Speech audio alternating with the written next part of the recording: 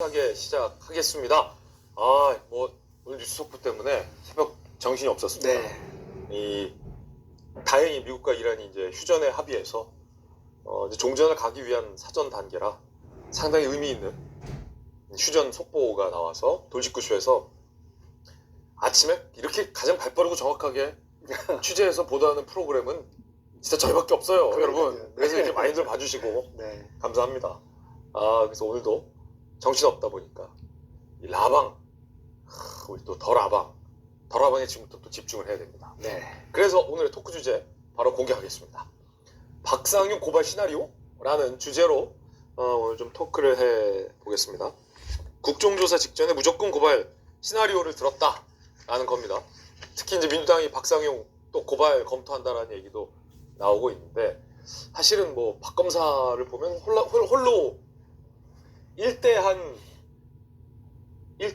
1대 200? 정부를 상대로 홀로 지금 사투를 벌이고 있는 그런 모양새입니다. 본질은 그거겠죠. 뭐 민주당도 박 검사가 미워서라기보다는 결국은 이재명 대통령에게 제기된 대북 송금 혐의, 그 혐의를 벗겨내려고 하고 있는 거죠. 그래서 그러려면 이화영 전 부지사의 대법원으로 확정이 돼버린 그 유죄 확정 판결을 어떻게든 흔들어야 되는 겁니다. 그걸 흔들지 못하면 대통령에게 제기된 혐의 자체를 벗길 수가 없는 그런 상황인 거죠. 왜냐면 1, 2, 30 모두 다 이화영이 쌍방울의 거액의 800만 달러를 북한으로 보냈다라는 사실로 인정됐기 때문입니다. 그러다 보니까 그 수사가, 대북송금 수사가 조작됐다, 회유 시도가 있었다라는 주장을 계속해서 하고 있는 거고, 사실은 앞서 본방에서 우리 검사 출신의 곽태규 의원이 얘기했듯이 기자적인 시각으로 객관적으로 중립적으로 보면 지금 민주당에서 나오는 모든 조작 주장 중 새로운 건 없습니다. 지금까지 계속 재판 과정에 셌었던 뭐 연어, 회유, 그리고 뭐 조작, 강요 이런 주장은 그때랑 다 똑같은데, 그런 주장들은 다 사실은 2심, 3심 대법원 판단 재판을 거치면서 사실 아닌 걸로 다 기각이 됐거든요. 판결문에 나오고. 다만 다른 게 있다면 전용기 의원이 공개한 녹취. 근데 이 녹취도 상당 부분 오늘 나방에서 한번 따져봐야 될 것 같습니다. 네. 녹취를 보면 결정적인 내용은 없어요. 다만 그 녹취를 공개한 변호사가 계속 그 녹취를 재판 과정에서는 안 까고 들고 있다가 민주당이 공청을 신청했더라고요. 맞습니까? 맞아요. 맞는데 서 변호사 나빠요. 정말 나빠요. 사장님 나빠요. 왜 그러냐면 서민석 변호사에 대해서 박상용 검사가 페이스북에 글을 올렸어요. 네. 뭐라고 이야기했냐면, 서민석 변호사가 이제 검사들한테 변호인 의견서 낸단 말이에요. 검사님, 이 부분은 법적으로 이러이러한 거기 때문에 이런 부분 무죄 아니겠습니까? 이런 부분 좀 선처해줘야 되는 거 아니겠습니까? 저도 그 변호인 의견서를 써요. 네네. 그런데 박상용이 페이스북에 올린 거니까 박상용의 주장이에요. 사실인지 아닌지 모르겠는데, 박상용은 뭐라고 주장하냐면, 서민석 변호사가 서면을 내기 전에 자기한테 전화를 많이 했대요. 조언을 구했대요. 왜냐하면 서면을 내는 순간 그건 빼도 박도 못하니까. 그렇죠. 공식화가 되는 거니까. 기자가 기사를 쓰는데 취재원한테 이것저것 전화하지 않습니까? 그런데 기사를 딱 내는 순간 이걸 걷어들일 수가 없잖아요. 그렇죠. 변호사도 마찬가지라고요. 그래가지고 서 변호사가 박 검사한테 조언을 많이 구했었는데, 그런데 자기는 서민석 변호사를 존중했다는 거예요. 왜 존중했느냐? 첫 번째, 대학 선배거든요. 박상용보다 10몇 년 선배예요. 두 번째, 그 사법연수원도 선배예요. 한참 선배예요. 그 다음에 기본적으로 검사들은 피의자 변호인들한테 어느 정도 이렇게 존중을 해줘야 된단 말이죠. 제가 변호사라고 검사가 나보다 한참 10살 미친 검사가 저를 개무시하면 제가 기분이 좋겠습니까? 그럼 그게 검사입니까? 그러니까 나름대로 거기에다가 서민석 변호사가 또 어떤 변호사냐, 저 같은 듣보잡 변호사가 아니고 부장검사까지 한 20년 넘는 검사였어요. 전관이네요. 그 다음에 그때 검찰총장이 누구였냐면 이원석이었어요. 서민석이 몇 기냐면 23기거든요. 이원석이 몇 기냐면 27기예요. 우리 총장님보다도 선배님이시네. 그러네. 그 다음에 대법관들 중에도 이미 서민석 변호사보다 후배 기수 대법관이 이미 그때 있었어요. 더 중요한 건 뭐냐면, 서민석 변호사가 연수원 23기라고 그랬잖아요. 누구랑 동기입니까?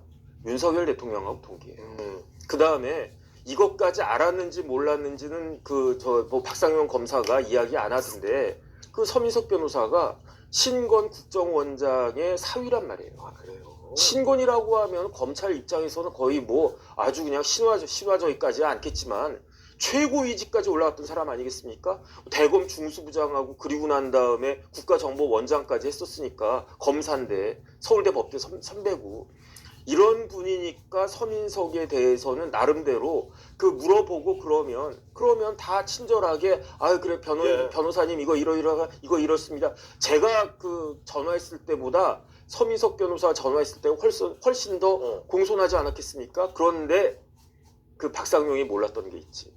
그게 뭐냐면 첫 번째 녹음하고 있을 거라고는 꿈에도 생각하지 못했어요. 그런데 지금 와서 보니까 이게 2023년 6월 19일 대화래요. 3년 전이에요. 예. 3년 전에 내가 서 변호사랑 통화를 해서 서 변호사가 검사님 이러면서 아 이건 어떻게 해야 되겠습니까? 이화영 부지사 어쨌든 뭐 형 좀 깎아야 돼. 뭐 이래야 되지 않겠습니까? 이렇게 물어보길래 나름 그러면은 자백하고 그래야지 선처받을 수 있는 거 아니겠습니까? 이런 이야기를 했었을 것 같은데 그거를 녹음하고 있었을 거라고는 생각을 못한 거예요. 더군다나 뭐 녹음한 거 그렇다 쳐도 그것도 기가 막힌 건데 그럼 이게 정말 회유와 조작의 증거라면 재판할 때 되지 그랬어요. 그러니까 왜 공천 받을 때네. 제가 봤을 때 박상용의 그 지금 마인드 상태는 누구랑 비슷하냐면 강선우랑 비슷했을 것 같아. 왜냐하면 왜? 강선우가 김병기 찾아가가지고 의원님 저 좀 살려주세요 어떻게 해야 돼요 이랬었잖아요. 그런데 그걸 녹음하고 있었던 거야. 그거를 오픈이 됐잖아. 그러니까 박상용수 야 변호사가 내가 그래도 검사인데 변호사가 감히는 아니지만 어떻게 내가 이야기한 거를 녹음하고 있었어? 그러더니 이걸 지금에 와서 풀어? 이게 선배냐 이런 이야기예요. 뭐 진실이고 이런 걸 다 떠나가지고 짓이냐? 이게 사람이 할 일이냐. 제가 그 다음에 더 황당한 건요. 이런 이야기까지는 하지 않으려고 그랬는데 하세요. 하겠습니다. 네. 서민석 변호사가 연수원 몇 기라고 그랬습니까? 23기. 23기에 누가 있다고 그랬습니까? 윤석열 대통령이 23기예요. 서민석 변호사가 2023년 6월 19일에 박상용하고 대화했잖아요. 11월 30일에 뭐 했는지 아세요? 뭐 했어요? 공수처장 지원했어요. 윤석열 정부에? 윤석열 정부예요. 그래서 지금 공수처장 누가 됐습니까? 오동훈이 공수처장 예. 됐었잖아요. 마지막까지 거의 끝까지 올라갔던 사람이 누구냐? 그게 서민석이에요. 왜 그 서민석이 공수처장 지원했겠습니까? 동기니까. 성렬이 형 그랬을 거예요. 대학 동기의 연수원 동기니까. 대학 선배 연수원 동기니까.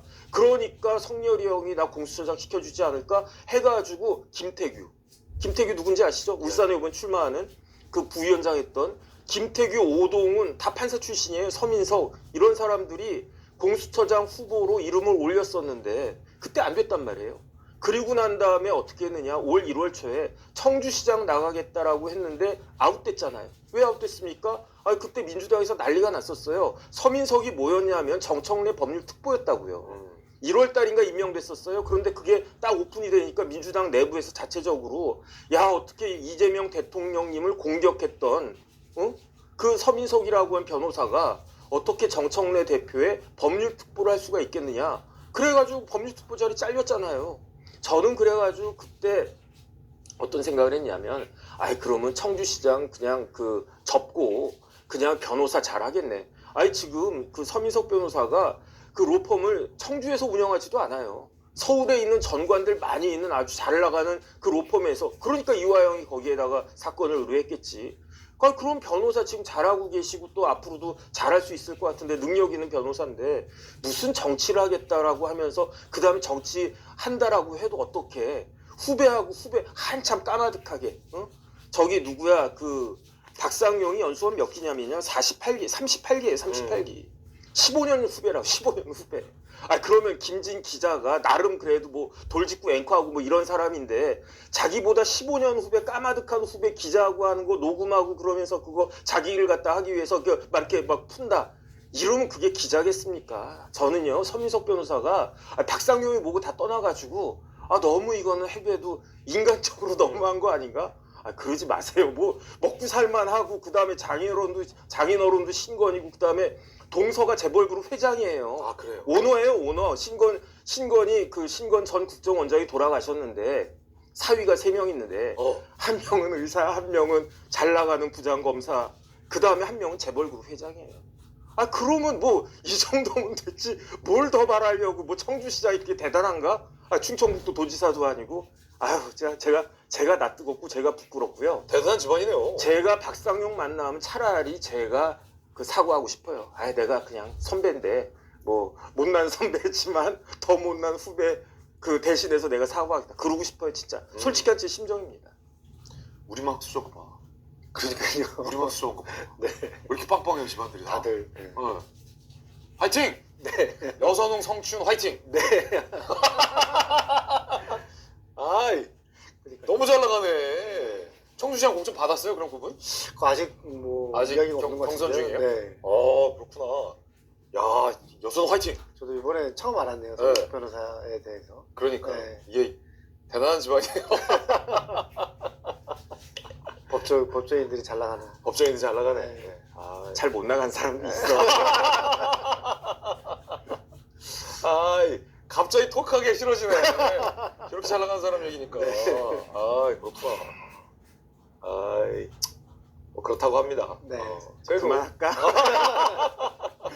아 위축되게. 아니 그건 그렇고 일단은 글쎄 나 이거 잘 모르겠어. 왜냐면 좀 그래. 왜냐면 이화영 부지사에 대해서 대법원 확정 판결 났잖아. 네. 민주당 주장 서영교 최고 뭐라고 하신 들었죠? 북한으로 송금된 돈은 1원도 없다는 거예요. 불법 대북 송금 1원도 네. 없다. 근데 이미 1심, 2심, 3심 판결문을 보면 500만 달러 플러스 알파가 북한 조선 노동당에게 들어갔다라는 게 판결문에 이렇게 딱 적시가 돼 있거든요. 그럼 그 북한에서 나온 사람들, 북한 고위 관계자 이름들도 다 나오고 네. 공작원 이름까지 다 나오고 쌍방울에서 이 직원들이 책갈피에 껴서 돈 들고 나간 것도 다 수사 과정에서 진술 받아냈고 방용춘 회장 등이 필리핀 등에서 북한 공작원 만나서 어떻게 에스코트했고 돈을 어떻게 건넸고 그게 북한으로 가서 조선 노동당에게 들어갔다 라는 얘기까지 나오고 김성태와 북한 고위 관계자가 만나서 이재명 이 당시 지사의 방북을 위한 그 내용을 협의하는 대화까지 나와요. 그래서 뭐 문재인 전 대통령만큼 그래도 격을 갖춰야 되지 않겠냐. 그래서 벤츠차도 준비해야 되고 뭐 카퍼레이드 준비하고 하려면 그 돈 갖고 안 된다라고 북한에 이제 김성애인가 누군가가 나와서 쭉 정확히 북한 사람 이름 생각 안 나는데 제가 판결문 다 분석해 봤었거든요. 그게 지금 다 나왔는데 이게 왕창 다 조작이라고 하니까 서영교 최고의 말대로 1도 안 넘어갔다고 하니까 좀 그래. 좀 그래. 아니 그냥 어차피 대통령 재판 안 하잖아요. 대통령 재판 안 하잖아요. 이렇게까지 해야 돼요? 그러니까 지금 서영교 이화영 대법관 유죄가 나왔는데 위원장이 정확히 이제 뭐라고 말씀하셨는지 모르겠는데, 그러니까 송금 자체를 부인하는 건 아니고 불법 네. 송금이 불법 아니라. 송금. 북한에 보낸 송금은 다 불법이지. 근데 이제 그 당시에 제가 아까 본방에도 스마트폰 비용 그것도 다 불법이고. 말씀을 드렸었는데, 그러니까 그 쌍방울이 대북 사업 한다고 해가지고 엄청나게 이득을 많이 받고 그냥 아예 대북 사업 한다는 것으로 회사 차원에서 그냥 보도자료를 뿌리고 그거를 많이 이제 증권가한테 이야기를 심은 거예요. 그래서 쌍방울과 쌍방울 계열사의 주가가 대북 사업 한다고 하니까 막 상한가를 쳐요. 막 이틀 연속 합쳐가지고 60%. 그게 이제 그 이화영의 주장이었는데 1심, 2심, 3심 내내 그게 1, 2, 3심에서 다 안 받아들였거든요. 기각했거든요. 그러니까 네. 쌍방울이 대북 사업에 목적을 두고 자기의 어떤 주가를 부풀린 것과 이 이화영 전 부지사가 개입해서 김성태의 돈을 받아서 북한으로 보낸 사건은 별개다. 그러니까. 라는 걸 1, 2, 3심이 다 기각을 하거든요. 네. 그러니까 이제 여기서 핵심은 쌍방울이 대북 사업으로 자체적으로 해서 북한에 돈을 보내고 그것으로 자신들의 계열사와 본인 본사의 주가가 오른 것은 그건 이제 쌍방울의 이득인데 그러니까 북한에 돈 보낸 돈이 이재명이랑 상관없는 돈이라는 거예요. 민주당의 주장은. 그래서 돈 보냈고 너네 회사가 이득을 봤어. 근데 나중에 문제가 되니까 갑자기 검찰의 조작이든 회유든 아니면 어떤 공작에 의해서 처음에는 자기네들이 이익 봤다고 그랬는데 그 북한에 돈 보낸 돈이 우리 때문이 아니라 이재명 때문이라는 거를 주장을 하니 민주당 입장에서는 아니 너네가 2억 빼가지고 스마트폰 보내가지고 다 이익 받는데 이게 어떻게 이재명의 방북 비용이냐 증거를 갖고 와라. 이재명의 방북 비용이라는 증거. 근데 이 이재명의 방북 비용이라는 증거는 결론적으로는 북한에서 인정을 해줘야 되거든요. 아 이거 쌍방울 스마트폰 비용 아니고 이재명 입장료였어. 이거를 이야기를 들어야 사실은 우리도 이제 인정을 하는데. 아니 근데 어떻게 북한이 인정하는 거 못 봤잖아. 그러니까 북한이 인정을 못하죠. 그러니까 이 사건 자체가 실체가 북한이 인정을 해줘야 되는데 북한이 인정할 수 없는 사건이라는 거예요. 그렇게 말씀하시면 안 되는 게 네. DJ 정부 때 대북송금 사건이 있었으니까 그때 판례가 있었어요. 그때도 이렇게 우겼어요. 그때 심지어 북한이 우리 돈 안 받았는데랄까 거짓말했어요. 그리고 그때 당시 국정원도 돈 안 전달했다 거짓말했고 청와대 사람들도 돈 안 줬다고 거짓말했고 현대도 돈 안 줬다고 거짓말했어요. 그 다음 정권 노무현 정권 때 특검이 있었습니다. 특검 수사로 북한 청와대 국정원 현대가 거짓말했다는 게 다 드러났어요. 박지원 의원 감옥 갔다 왔잖아요. 그리고 김대중 대통령 사과했잖아요. 새빨간 거짓말. 청와대 국정원 현대 북한까지 나서서 다 거짓말했던 사건이 그때 그 대북송금 사건이요. 그걸 우리 국민들이 다 아는데 어떻게 북한이 인정 안 하면 사실을 받아줄 수 없다는 주장을 민주당이 할 수 있는지가 이거 얼마 오래된 사건도 아니에요 이거. 아니 근데 김대중 이거는 정부 대북송금 사건은 그러니까 이재명의 방북 비용이라는 것을 어떻게 증명할 거냐는 거예요.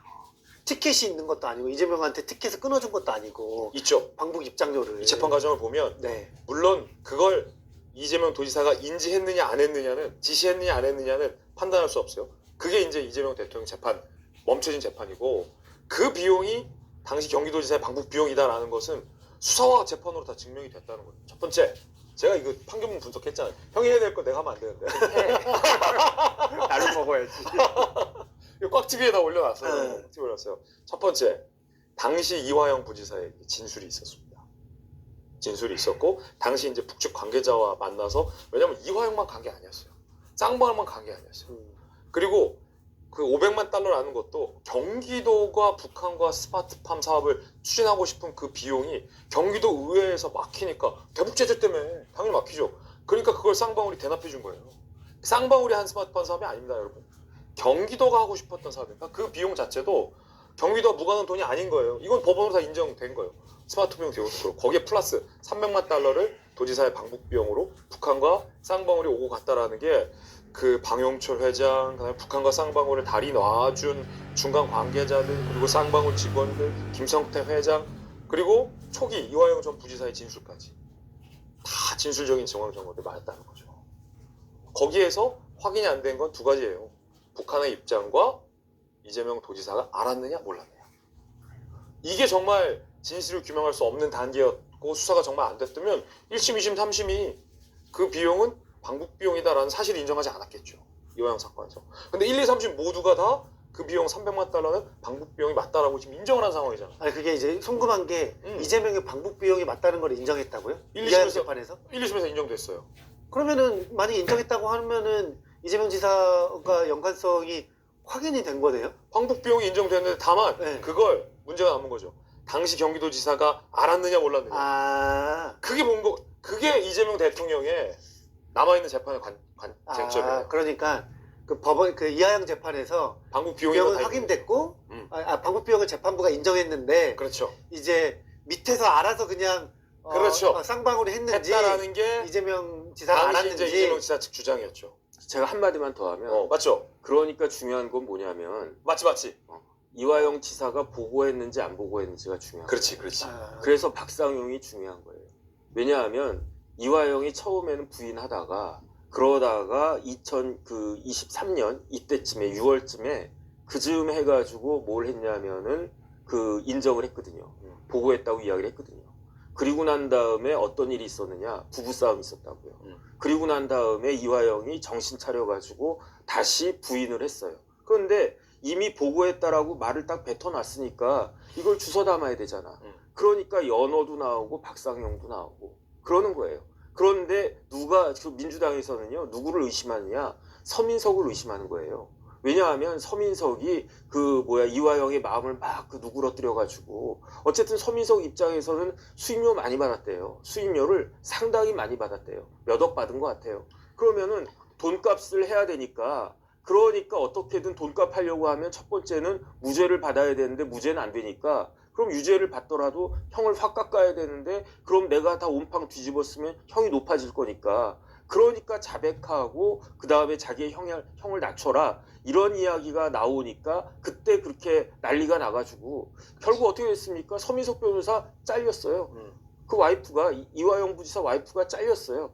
그러면 그 정도 됐으면 서민석 변호사는 그냥 조용히 변호사하면 되는데 그런데 지금 정권 바뀌고 그 다음에 지방선거 있고 하니까 청주 사람이거든요. 그러니까 청주에 욕심이 났나 뭐 어쨌든 왜 그랬는지 모르겠는데 물론 변호사하기가 싫었을 수는 있겠는데 그러다 보니까 일을 쓸데없이 키운 거 아닌가 그런 생각 들고요.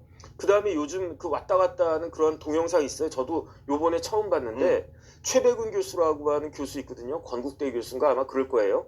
최백은 교수가 최백은 TV에다가 2020년 5월 28일에 이재명 당시 경기도지사하고 이야기한 게 지금 돌아다녀요. 근데 거기에서 이재명 지사가 최백은 교수한테 뭐라고 이야기하느냐 어디로부턴가 도움받아가지고 북한에다 뭐 해줘야 된다 이런 말씀을 이재명 지사가 한단 말이에요. 그런데 이런 게 지금 이런 것들이 소란스럽게 문제가 되지 않았으면 이런 게 다시 떠올랐겠습니까? 이런 게 발굴이 됐겠습니까? 가만히 있었으면 그냥 넘어가서 어차피 뭐 이재명 대통령 되셨으니까 국정 잘 운영하고 주가 뭐 5천 6천 되고 했으니까 잘한다 박수 짝짝짝 이러고 있었을 텐데 왜 쓸데없이 평지풍파 일으켜가지고 이런 것들을 다시 리마인드 시키는지 이게 무슨 도움이 되는지 저로서는 납득이 되지가 않고요. 그 와중에서 이런 전문 용어 써도 되나?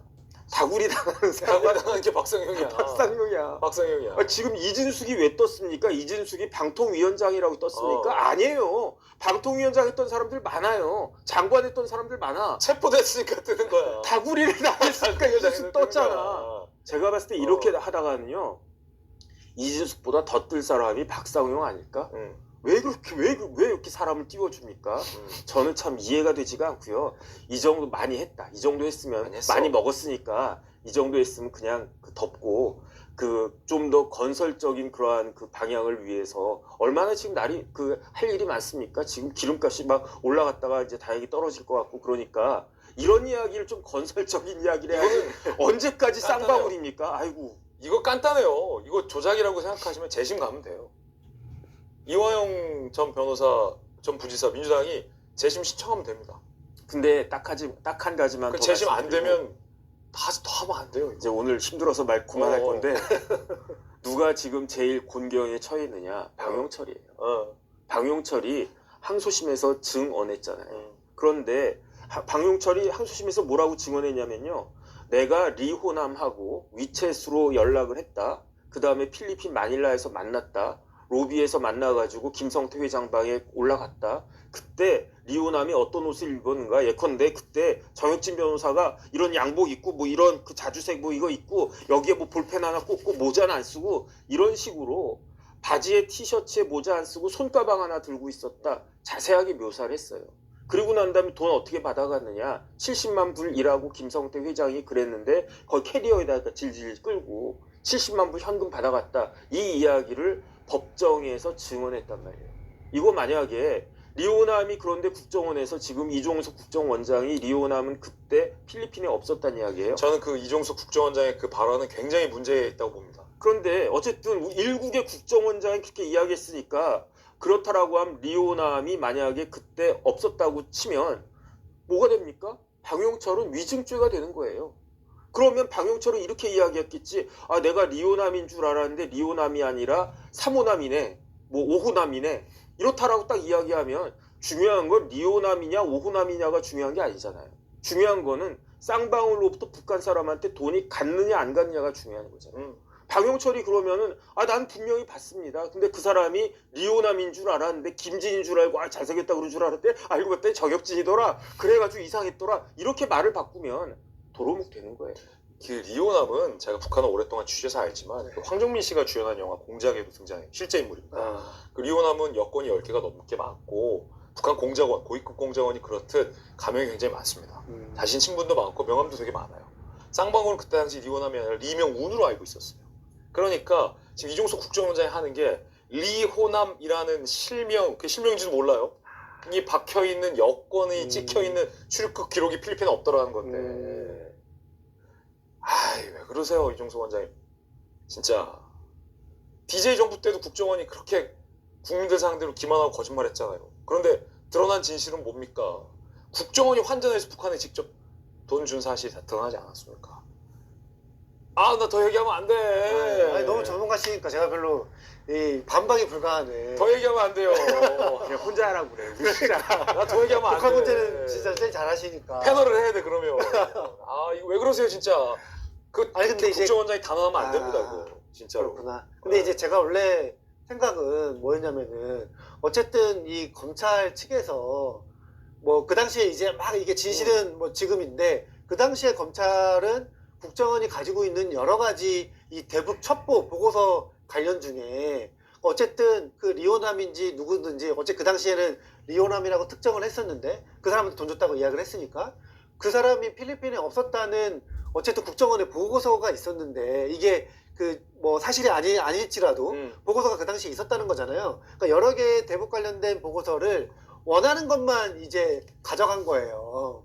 그러니까 이제 민주당에서는 아니 그 보고서 국정원이 대북 관련된 보고서 다 가져가가지고 거기서 종합적으로 판단해야지 본인한테 유리한 그러니까 검사 측에서 기소하기 좋은 유리한 것만 왜 보고서를 가져갔고 국정원은 왜 그걸 제공했냐 이거는 어쨌든 뭐 이게 이제 나중에는 그 보고서가 사실인지 아닌지 뭐 그런 진위 여부가 있지만 그러니까 한마디로 부정확하다는 앵커님의 말씀이지만 어쨌든 그 당시에 그게 사실이 존재했기 때문에 그걸 가져갔어야 되는데 취사 선택했다. 이거 굉장히 정치적이다. 그리고 박상영 검사도 저는 뭐 지금 비판을 조금 할 수밖에 없는 게 지금 현직 검사인데 그 국민의힘 단독 그 정책사 참여해서 거기서 이야기하고 그리고 막 SNS랑 뭐 이런 거 엄청나게 열고 막 인터뷰도 많이 하시더라고요. 저는 현직 검사 특히 수사권 가진 이러한 그 공권력 행사할 수 있는 검사들이 제복 입은 군인들이나 그런 분들 저는 언론 인터뷰하는 거가 그렇게 좋지 않죠. 도움이 안 된다고 생각하거든요. 좋지 않, 바람직하지 않죠. 맞습니다. 그래서 제가 이문정 검사도 엄청나게 비판합니다. 맞아요. 그거 제가 잘해줘. 거의 무슨 정치인이에요. 그 수사로 결과로 말해야 되는데 계속 언론 인터뷰하고 그때 뭐 이상한 경찰도 있었잖아요. 백혜룡 맞아요. 그분도 거기도 되게 비판했죠. 거기서 계속 언론 플레이만 하고 근데 한동훈 전 대표가 검사 시절에 그렇게 기자들이랑 해가지고 기사를 많이 냈었거든요. 근데 이 박상용 검사도 똑같아요. 저는 제2의 한동훈 같아요. 곧 국민의힘에서 땡겨갈 것 같아. 국민의힘으로 가지 마. 당 상황이 좀 말이 아니야. 너무 국민의힘으로 가지 마. 너무 정치적이어서 창당을 해. 너무 정치적이어서 뭔가 민주당 입장에서는 찝찝한 게 너무 네. 많아서 그럴 수 있죠. 국정조사를 해야 된다. 이런 이 사안은 생각이 여러분 제가 간단한 사안이에요. 그렇게 민주당 주장대로 이게 조작이고 그다음에 강압에 의한 수사였다면 재심 신청하면 될 일이에요. 근데 재심 신청했다 재심이 안 받아들여질 것 같으니까 국정조사 하는 거고 공소 취소하려고 하는 겁니다. 그렇게 조작이 자신 있으면 재심 신청하면 됩니다. 그래서 재심 받아서 대법원 판정 뒤집으면 돼요. 한명숙 전 총리 사건도 돈 안 받았다고 아직도 주장하잖아요. 재심 신청하세요. 못하잖아요. 재심 신청 받아들이지도 않습니다. 새로운 증거가 없기 때문에. 그러니까 국정조사 하는 거 아닙니까? 자신 있으면 재심 신청하면 될 일인데 그걸 안 하는 이유가 뭔지를 보면 국민들이 좀 더 쉽게 판단할 수 있지 않을까 싶습니다. 대통령 재판 지금 안 된다니까. 왜 그런지 모르겠습니다. 대통령 재판 안 받아요 지금. 쓰레기 봉투나 좀. 아, 이거 앵커 얘기하면 안 되는데. 네. 앵커 얘기하면 안 되는데 오늘 금도를 넘었습니다. 네. 죄송합니다. 오늘 편했어.